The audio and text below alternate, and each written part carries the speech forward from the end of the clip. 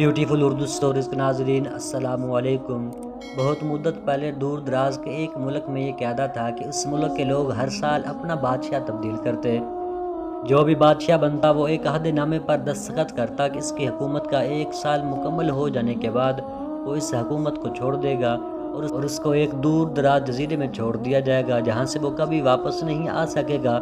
جب ایک بادشاہ 1 سالہ دور حکومت مکمل ہو جاتا تو اسے ایک مخصوص جزیرے پر چھوڑ دیا جاتا جہاں وہ اپنی بقیہ زندگی گزارتا۔ اس موقع پر اس بادشاہ کو بہترین لباس پہنایا جاتا اور ہاتھی پر بٹھا کر اسے پورے ملک کا الوداعی سفر کروایا جاتا جہاں وہ سب لوگوں کو آخری بار خیر بات کہتا۔ وہ بہت ہی افسوسناک اور غمزدہ لمحات ہوتے اور پھر وہاں کے لوگ بادشاہ کو اس جزیرے پر ہمیشہ کے لیے چھوڑ آتے۔ ایک مرتبہ لوگ اپنے پرانے بادشاہ کو جزیرے پر چھوڑ کر واپس آ رہے تھے کہ انہوں نے ایک ایسا سمندری جہاز دیکھا جو کچھ دیر پہلے ہی تباہ ہوا تھا اور ایک نوجوان شخص نے خود کو بچانے کے لیے لکڑی کے ایک تختے کا سہارا لے رکھا تھا۔ چونکہ ان لوگوں کو ایک نئے بادشاہ کی بھی تلاش تھی لہٰذا انہوں نے اس نوجوان شخص کو اپنی کشتی میں بٹھا لیا اور اپنے ملک لے آئے اور اس سے 1 سال کی حکومت کرنے کی درخواست کی۔ پہلے تو وہ نوجوان نہ مانا لیکن پھر وہ 1 سال کے لیے بادشاہ بننے پر رضامند ہو گیا۔ وہاں کے لوگوں نے اس بادشاہ کو تمام اصول اور طریقے سمجھا دیے اور یہ بھی بتا دیا کہ 1 سال کے بعد وہ اسے فلاں مخصوص جزیرے پر چھوڑائیں گے۔ بادشاہ کے تیسرے دن ہی اس نوجوان بادشاہ نے اپنے وزیر سے کہا مجھے وہ جگہ دکھائی جائے جہاں گزشتہ تمام بادشاہوں کو بھیج دیا گیا تھا۔ بادشاہ کی خواہش کا احترام کرتے ہوئے اسے وہ جزیرہ دکھانے کا اہتمام کیا گیا۔ وہ جزیرہ مکمل طور پر جنگل تھا اور جنگلی جانوروں سے بھرا ہوا تھا۔ ان جانوروں کی آوازیں جزیرے کے باہر تک سنائی دے رہی تھی۔ بادشاہ جائزہ لینے کے بعد تھوڑا سا جنگل کے اندر گیا اور وہاں اس کے پچھلے تمام بادشاہوں کے ڈھانچے پڑے نظر آئے۔ وہ سمجھ گیا کہ بہت جلد اس کا بھی یہی حال ہوگا اور جنگلی جانور اس کو چیر پھاڑ کر کھا جائیں گے۔ ملک واپس پہنچ کر بادشاہ نے مضبوط توانا جسم کے 100 مزدور اکٹھے کیے، ان سب کو اس جزیرے پر لے گیا اور حکم دیا جنگل کو 1 ماہ میں مکمل طور پر صاف کر دیا جائے، تمام خطرناک جانوروں کو مار دیا جائے اور سب فالتو درخت کاٹ دیے جائے۔ وہ ہر ماہ خود جزیرے کا دورہ کرتا اور کام کی خود نگرانی بھی کرتا۔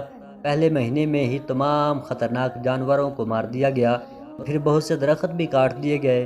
دوسرے ماہ تک جزیرہ مکمل طور پر صاف ہو چکا تھا۔ اب بادشاہ نے مزدوروں کو حکم دیا کہ اس جزیرے پر مختلف مقامات پر خوبصورت باغات تعمیر کیے جائیں۔ وہ اپنے ساتھ مختلف پالتو جانور مثلاً مرغیاں، گائیں، بھینسیں، بطخیں اور بھیڑیں وغیرہ بھی جزیرے میں منتقل کرتا رہا۔ تیسرے مہینے میں بادشاہ نے اپنے مزدوروں کو حکم دیا کہ ایک شاندار گھر تعمیر کریں اور اس جزیرے پر ایک بڑی سی بندرگاہ بنائیں۔ گزرتے مہینوں کے ساتھ ساتھ وہ جزیرہ ایک خوبصورت شہر بدلتا جا رہا تھا۔ وہ نوجوان بادشاہ بہت سادہ لباس زیب تن کرتا اور اپنی ذات پر بہت کم خرچ کرتا۔ اپنی بادشاہت کی زیادہ تر کمائی وہ جزیرے کو بنانے میں لگاتا رہا۔ 10 ماہ گزر جانے کے بعد بادشاہ نے اپنے وزیر سے کہا میں جانتا ہوں کہ 2 مہینے بعد مجھے جزیرے میں چھوڑ دیا جائے گا لیکن میں ابھی سے وہاں جانا چاہتا ہوں۔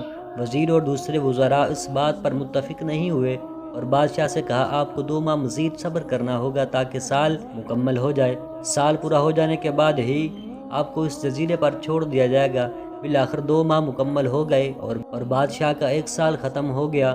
حسب روایت وہاں کے لوگوں نے اپنے بادشاہ کو شاندار لباس پہنایا اور ہاتھی پر بٹھایا تاکہ وہ اپنی رعایا کو خیر بات کہہ سکے۔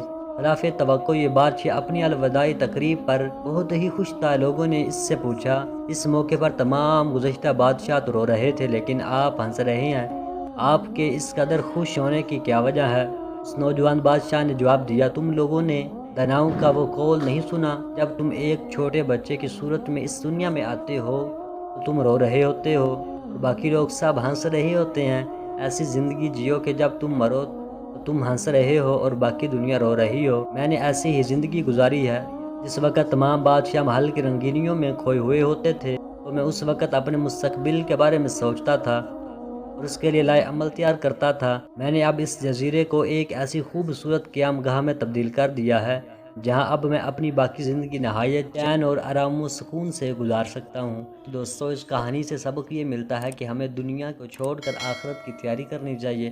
اللہ مجھے اور آپ کو آخرت کی تیاری کرنے کی توفیق عطا فرمائے۔ ملتے ہیں نیکسٹ ویڈیو میں، تب تک کے لیے دوستو۔